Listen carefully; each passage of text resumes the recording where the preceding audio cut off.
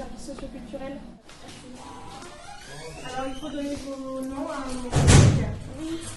Bonjour. Bonjour. Oui. Alors, donc c'est Alice Demore, Clémence Ferrand et Greta Calzani. Un appui pour trois. Ouais, elle reste ensemble. Elle reste ensemble. Oui, on reste ensemble. Je vais leur expliquer comment faire. Merci. T'en as un petit. Merci. Je crois que c'est bon, c'est bon. Dans la zone, c'est bon, ça va.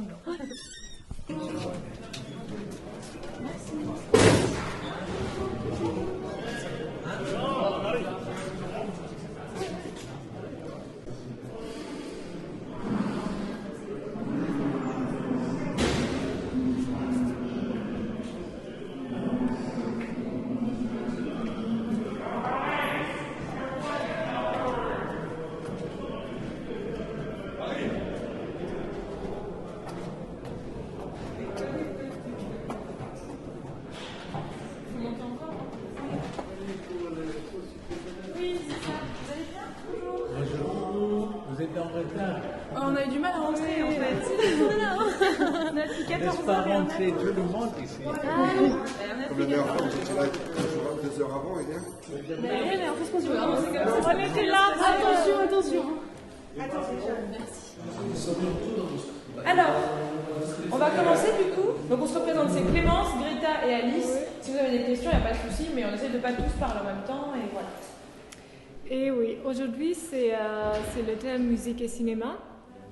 Oui, alors bienvenue et avant de commencer, on voulait savoir pourquoi vous êtes venus, qu'est-ce qui vous intéresse sur le thème, si vous avez fait des expériences particulières avec ce contexte musique et cinéma. C'est pas comme par hasard, le premier départ, on était présenté on a dit qu'on va être présenté, les autres ça va être commencé. On est venu aujourd'hui pour être assuré des paroles qu'on a dit, tu vois. On a vu les affiches aussi, c'est pour ça qu'on est venu participer. D'accord, super. Oui, du coup. Pour répondre à votre question, musique cinéma, ça fait penser à la BO, original. C'est exactement Tout à fait, ouais. C'est ça en fait dont on va parler. Quel effet la musique ça a sur les gens? Est-ce que si on chante de musique, ça fait changer votre perception du film ou pas? C'est ce qui donnait le ton, à mon avis. Le ton du film, les émotions, quand ils étaient heureux, quand on avait plutôt une musique attrayante. Lorsqu'ils étaient tristes, on avait plutôt une musique assez, comment dire, triste. Ouais, triste. C'était pour donner la sensation. Et pour moi, c'est une sensation plutôt. La musique vous faisait comprendre la sensation qu'on devait avoir peut-être pour comprendre le film. Et comment c'était fait pendant le film muet, en fait? Parce que oui, il n'y avait pas du son, alors vous savez comment? Oui. Je ne suis pas un technicien, mais à mon avis, on enregistrait le film et ensuite on mettait le son après. Comme ça se fait maintenant, toujours. À l'époque, en fait, au début, il y avait carrément un orchestre. Il se faisait sur place, le film défilait et il jouait sur place. c'est ça, oui. Alors il y avait le film et tout au début il y avait des pianistes, il y avait un seul pianiste qui a joué et en fait c'était souvent l'improvisation. Alors il y avait aucune partition, et ils ont improvisé, ils ont vu les images et ils ont dû jouer quelque chose. Et oui, vous avez déjà dit quelques fonctions de la musique du film, alors pour apporter des émotions, mais vous pouvez vous imaginer encore autre fonction que la musique avait à cette époque-là, pendant le film muet? Oui. Il fallait aussi faire une différence entre les scènes, quoi. Donc déjà, il y aura une musique pour le générique, par exemple, quand ça va être des personnages qui vont faire telle scène, va faire une différenciation entre les scènes, quoi, entre les différents tableaux, ça verra ça. Ça peut nous plonger dans une époque. Ça donne plus d'intérêt au film aussi, parce que regarder 1 heure de film comme ça, muet, sans son, à un moment ou à un autre, les gens, à mon avis, sont blasés. Et le fait qu'il y ait de la musique, ça entraîne. On fait aussi plonger avec le film, quand tu vois les images et tu vois les sensations de musique, et qui ça correspond à l'image. ça donne des sensations, ça nous fait plonger. On plonge dedans, oui, c'est ça. Voilà. Exactement. Il nous fait oublier les soucis. En fait, l'intensité de la musique nous prépare à l'avènement d'un événement tragique. C'est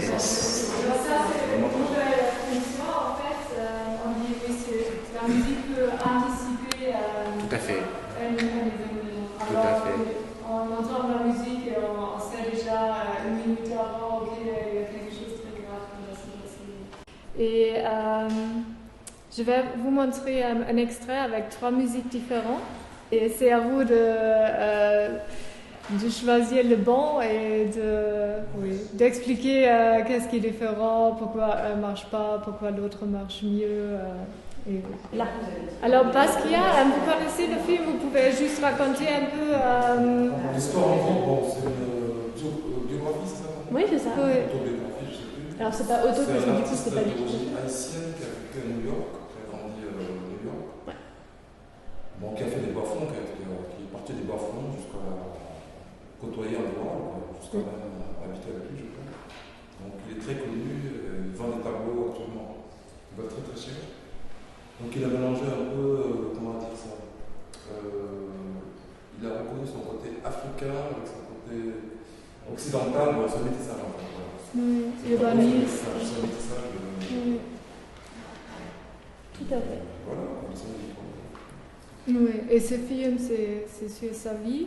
voilà, ça. Et en fait, j'ai choisi une scène avec des musiques différentes, mais toutes les musiques qu'on entend, ce sont des musiques du film en fait.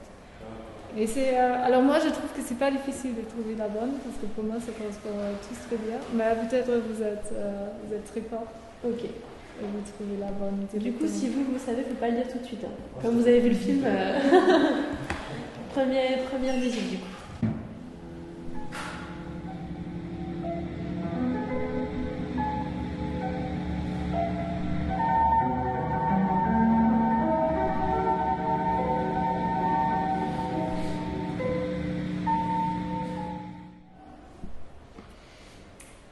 Voilà, le premier.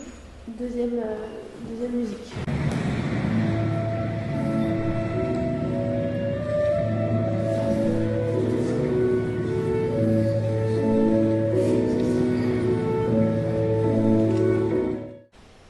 Et dernière. Est-ce que... Ok.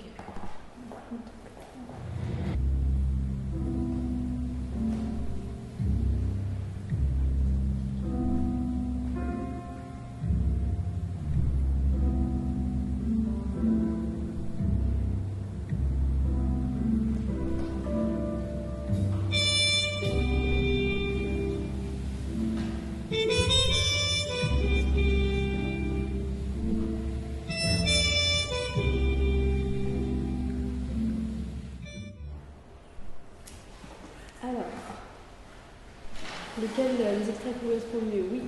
3. Le troisième? Ouais. Pourquoi vous trouvez qu'il correspond mieux? Ça se marie mieux. En plus, après, c'est une déduction. On se trouve aux États-Unis, je pense. Américain du jazz. C'est du coup, cette musique-là, c'est Miles Davis. C'est Miles Davis pour trompetter cela qu'on entend justement. Donc vous, du coup, au niveau de ce qui se passe, vous trouvez que c'est ce qui correspond mieux? Franchement, pas obligatoirement de ce qui se passe, mais je pense que c'est la chanson qu'il aurait choisie. Parce qu'après, les 3 autres, bon, c'est du classique. Non. Moi aussi, je trouve que la troisième, elle va bien. Le côté un peu jazzy, comme ça, avec les images décalées quand il est en train de faire son dessin. On tient un peu une espèce de temps, c'est un peu en arrière, un peu en avant, et ça colle super bien. Moi, je trouve ça très bien. Moi, j'ai choisi le deuxième. J'ai choisi la deuxième musique. Parce que je pense que la deuxième musique accompagne presque ses pas, son rêve, c'est-à-dire son rythme, la peinture, la nostalgie, la solitude. J'ai choisi la deuxième musique. Moi, j'ai mis Miles Davis. Miles Davis? Parce que j'aime la musique. J'aime bien, En film, tu regardes, j'aime la musique. Et vous? Vous pensez que c'est qu'est-ce qui correspond mieux à... Deuxième.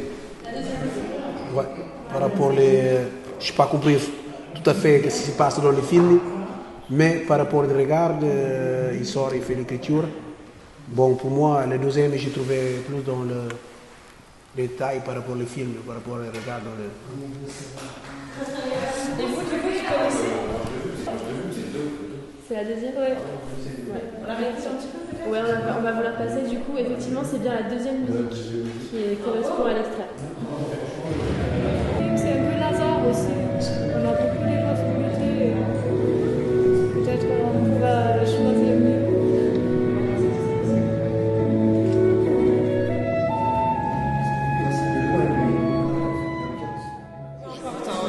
C'était bien, c'était pas bien? C'est pas mal comme la façon que vous avez fait, c'est-à-dire utiliser plusieurs mélodies pour détecter le bon film et la musicalité qui va avec. C'est tout ça pas mal, pas mal. C'est la première fois que je vois ça. On détourne un peu la musique originale. Et puis voilà, et puis on met une musique qui n'a strictement rien à voir. Ni les scènes, ni les personnages, ni même le film en gros. Et puis on met une musique bidon. Et du coup, demain c'est Clémence qui va faire sur le blues. Alors, comme prévu aujourd'hui, nous allons parler du blues. Du coup, je vous propose de commencer directement par un extrait. C'est une chanson de T-Bone Walker qui s'appelle Don't Throw Your Love on Me So Strong. Ça sera marqué au piano du coup. Donc, si vous pouvez juste l'écouter, me dire ce que vous en pensez, etc. Et après, on commencera à parler. C'est bien. In the blues, the musician tells a story and lives a story through his music. It's my pleasure to introduce the fabulous T-Bone Walker.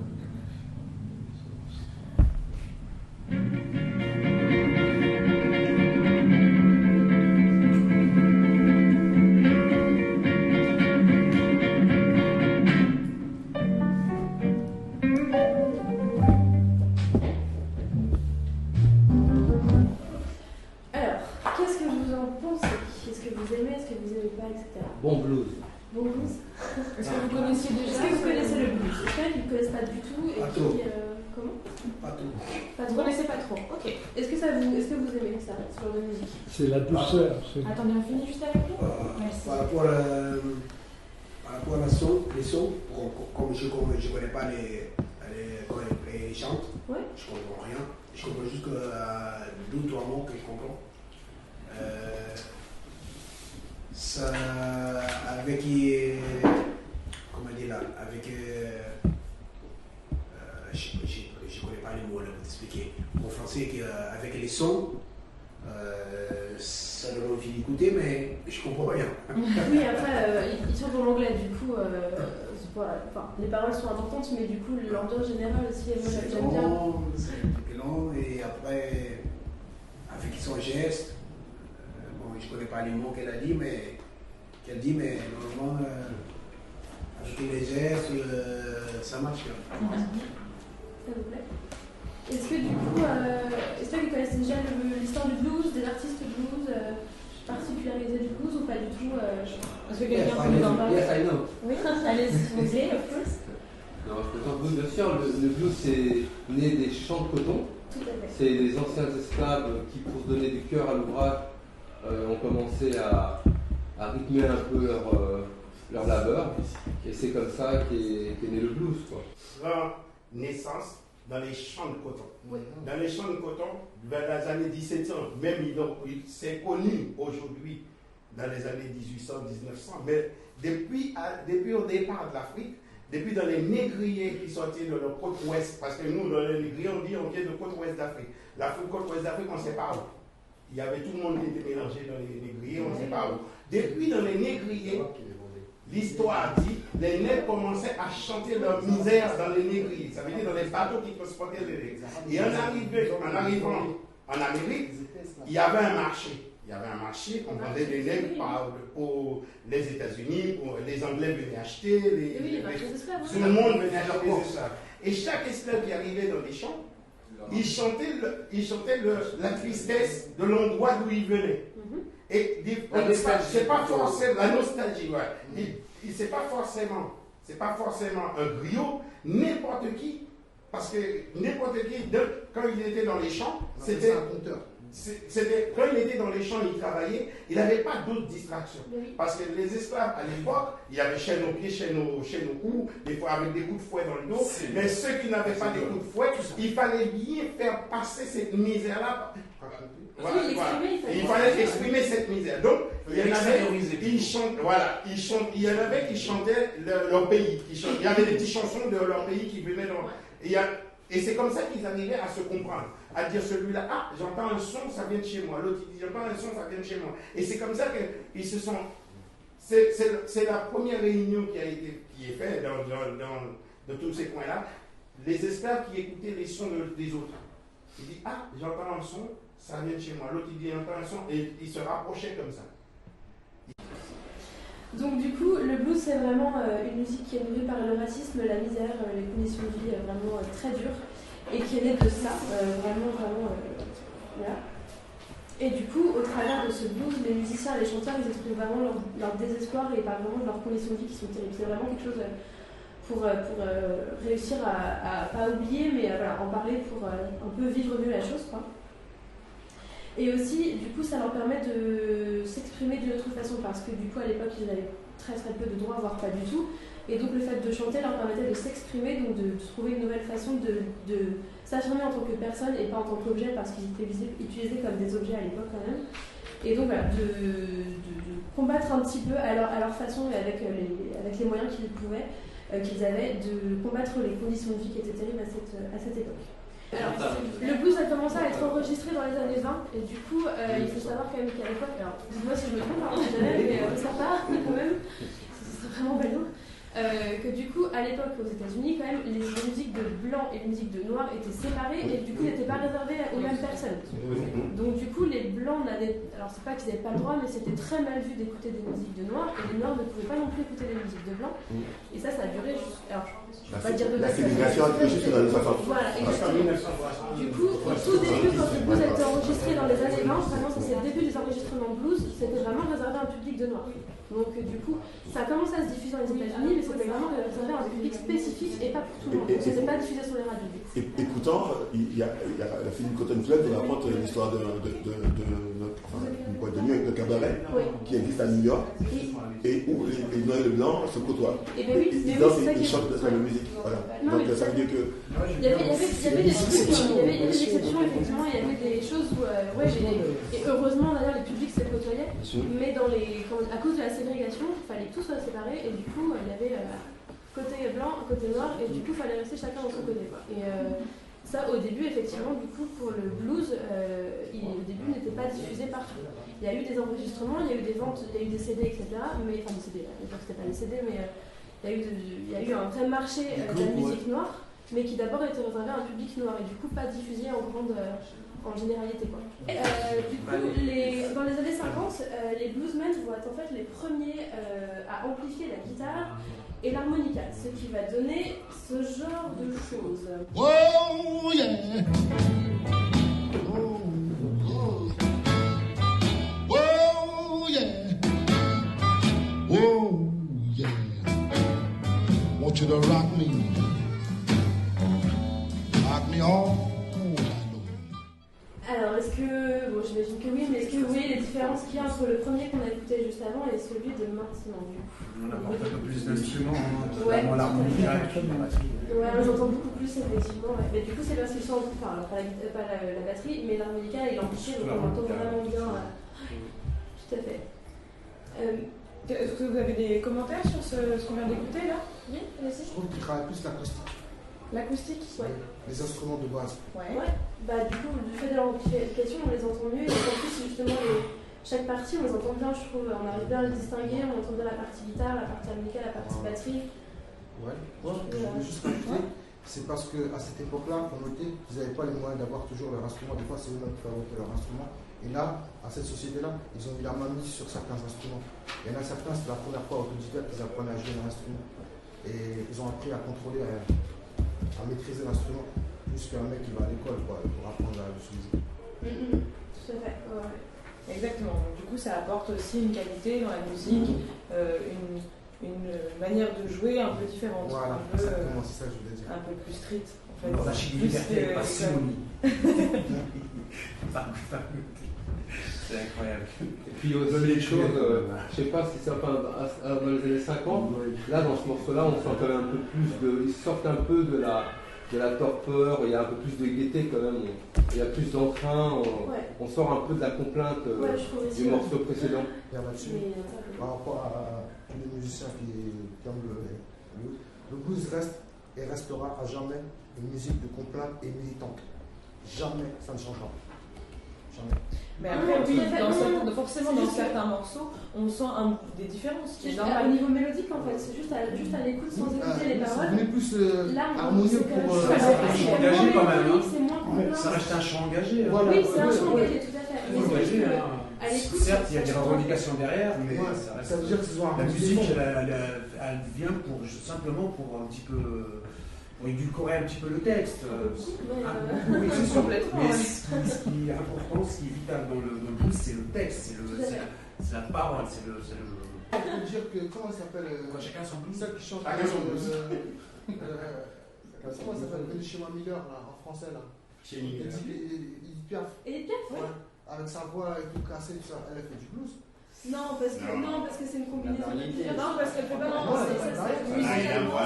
c'est une grande icône française. Ah, je suis désolé, c'est une grande icône française. Oui, mais elle faisait pas du blues. Non, mais auto-production, c'est elle qui faisait ces trucs. Après, bon, il y en a les gens, ils ont dit, on lui écrivait des chants, mais. Ouais, mais écoute, est-ce que Marcel Servat, il fait ces trucs? Ben, c'était sa voix. Mon Dieu! C'était sa voix, elle criait. Non, mais concrètement, Edith Piaf, on peut pas la mettre dans le blues parce que musicalement, historiquement, et même juste en couleur de peau, elle rentre pas dans la dynamique. Pas tous ces morceaux, mais il y a certains morceaux, elle est. Oui, mais historiquement, dans sa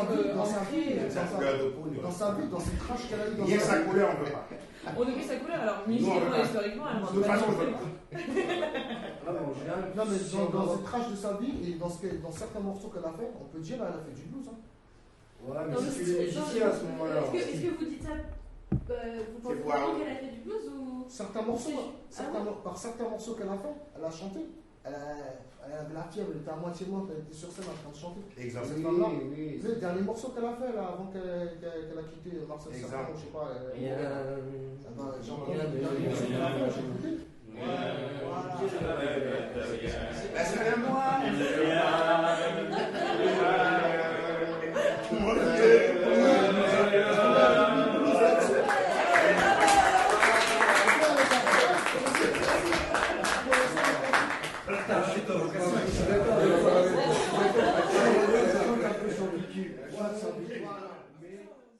Très bien, alors on va commencer.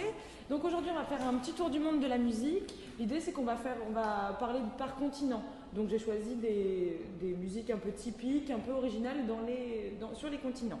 Donc là on va commencer par écouter une musique et vous allez me dire selon vous de quel continent, quel continent, quel pays si vous savez. Ce que vous en pensez, ce que vous ressentez, enfin tout ce qu'on a déjà fait auparavant. Vous avez les questions qui resteront écrites là pour pouvoir les garder en tête et pouvoir vous concentrer sur la musique. Ok ? Vous pouvez prendre des notes si vous avez envie. Et c'est parti. Si c'est bon.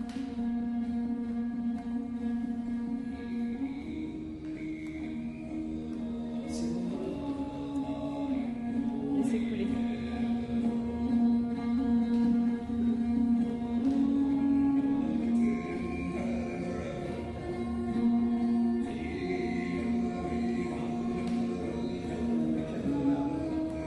Justement, c'est bien, vous allez pouvoir en parler.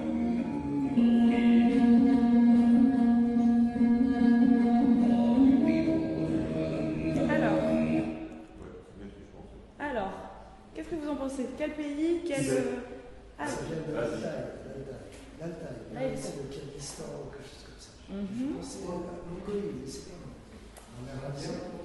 Alors, j'écoute tout le monde et allez-y, vous levez la main. Moi, si on fait Tibet, Mongolie, je donne le truc comme ça. D'accord, je vous donne la réponse après. Oui, allez-y. Asie, je dirais. L'Asie, le continent. Amérindien plutôt. Je ne sais pas. D'accord. C'est la région de Tibet, ouais. Donc non, vous y êtes presque, vous y êtes, c'est la Mongolie. Vous l'avez dit pour la plupart. Félicitations. Qu'est-ce que ça vous évoque comme musique? À votre avis, qu'est-ce qui chante? C'est un récit, ouais. Et on s'écoute un petit peu, parce que le monsieur dit des choses pertinentes, parce que je crois que vous connaissez un peu la musique mongole. Allez-y, du coup. Il disait qu'il connaît il chante un récit. C'est un récit de face ou un récit de guerre. D'accord, ouais. Donc, c'est comment dire, c'est une histoire. Pays mongol. Attendez, on finit avec. C'est une histoire ancienne qui est répétée comme ça par H. Ouais. Comme un peu le grille en fait. Ouais. Très bien. Et du coup, vous vouliez dire? C'est l'histoire de la Mongolie, non? L'histoire de la Mongolie qui chante là? Qui chante là, non, mais c'est leur histoire. D'accord. Dans les chants, de manière générale, ils chantent. Quand ils étaient en bagarre avec les Russes, après ils ont été en bagarre, ils sont révoltés. Ouais. C'est une des plus grosses nations qu'on a eues. C'est bien, vous racontez toute l'histoire avant moi. Ils ont été jusqu'en Europe, faut pas oublier. Ils ont mis 3 ans avant de rentrer au Japon. Ils ont envahi la Chine. Avant de rentrer à Tokyo, ils ont mis 3 ans de mort. Ils ont continué. Ils ont envahi à peu près. Tu parles de Gengis Khan? Ouais, Gengis Khan. C'est une enfance. C'est bien, je pensais que c'était le pays que vous reconnaîtriez le moins facilement, et en fait pas du tout. Donc bravo, donc en fait j'ai mis une carte pour que vous puissiez situer la Mongolie par rapport à la France, parce que du coup, moi dans ma tête c'était un peu flou déjà, donc je me suis dit que peut-être vous c'était pas forcément clair. Donc effectivement, il y a à la gauche de la Mongolie, il y a le Kazakhstan, et du coup il y a des influences très fortes entre le Kazakhstan et la Mongolie.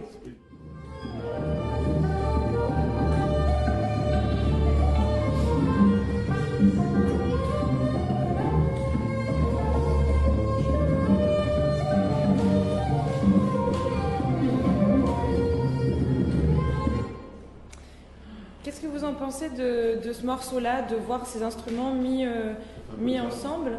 Ça fait un peu de jazz, ça se rapproche Ouais, ça vous rapproche du jazz? On dirait une clarinette ou un saxo soprano. Ouais. Ça rappelle des instruments classiques européens avec un mélange traditionnel, ça fait exotique et européen en même temps. C'est vrai. Et en plus, vous disiez tout à l'heure que ça ressemblait un peu à une contrebasse ou un violoncelle, et on voit que là, la vielle est plus grande, et du coup a un son beaucoup plus sourd, et qui se rapproche vraiment de la contrebasse.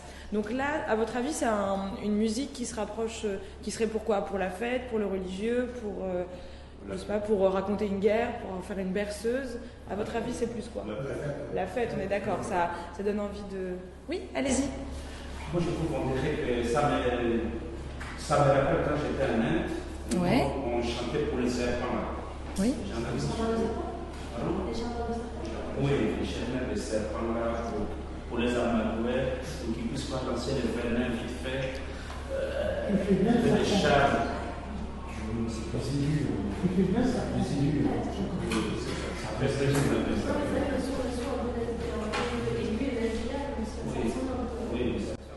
Ouais, c'est vrai que ça ressemble. Et puis du coup, nous, ça nous charme aussi. À défaut d'être des serpents, ça nous charme. Donc voilà, donc ça c'est un chant de fête. Et moi, ça me donne envie de danser, tout ça. Si vous avez envie de faire d'autres commentaires, n'hésitez pas. Concrètement, comme on a assez peu de temps, on va s'arrêter là pour la Mongolie. On va écouter un nouveau morceau qui, du coup, pour changer de pays, pour changer de continent, changer de pays. Donc on revient aux questions de tout à l'heure. Donc ça c'est la vidéo qu'on vient de voir. Donc on change d'endroit complètement, on change de genre.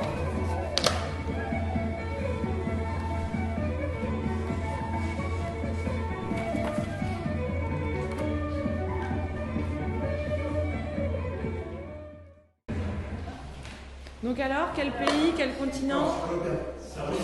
Alors, doucement. Alors, allez-y. Pour moi, c'est Corse. La Corse? L'Irlande.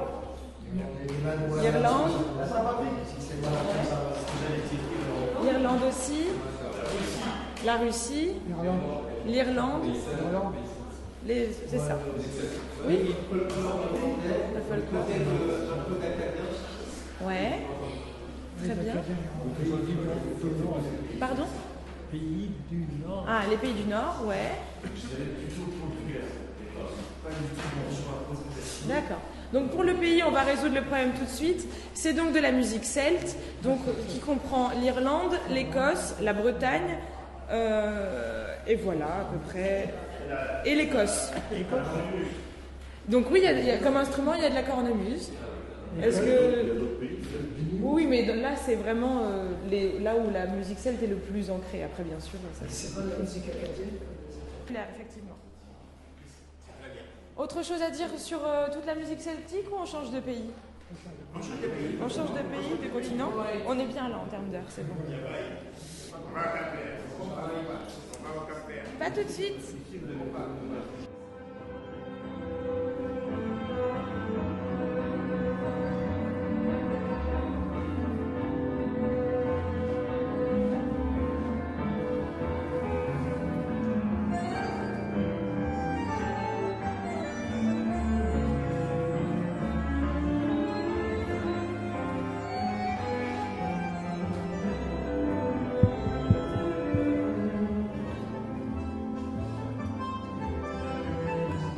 Qu'est-ce que vous en pensez comme musique de cette musique? Est-ce que ça vous touche? Est-ce que ça vous touche pas?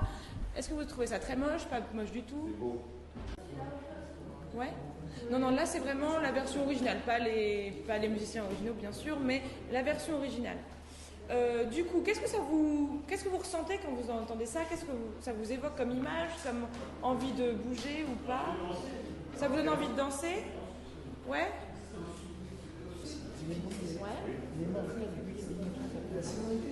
Ouais. Ce que le monsieur qui est juste là nous raconte, c'est qu'en fait, le tango du tout départ, l'origine du tango au sens propre, avait une sonorité complètement différente, était moins vraiment autour du charnel peut-être. Du coup, on jouait avec d'autres instruments. Là, du coup, les instruments qu'on voit, c'est quoi? Les instruments qu'on a vus là ou qu'on entend. Alors, levez la main parce qu'en fait, je vous entends pas. Oui. Le bandoneon. On va contrebasse, violon, violoncelle, ouais. C'est violoncelle. Pardon? Pas du saxo, parce que le saxo, c'est un côté... c'est plus tourné vers le jazz et pas vers le tango, du coup. Ouais, c'est ça. Oui. Oui. Oui, parce qu'il est créé un peu à la fois par le piano et par les instruments à cordes et le bandoneon. Alors que le bandoneon, c'est pas du tout un instrument slave, mais Et en fait, à la base, dans les rues, il y avait aussi des orgues de barbarie, les orgues de barbarie dont on parlait tout à l'heure, qui sont les instruments qu'on tourne avec le système avant et qui créent un son assez particulier. À la base, c'était des orgues de barbarie. Pardon? Alors, dites-moi alors si vous savez me décrire. Mais du coup, les lamelles, ouais. Du coup, le vent fait quelque chose.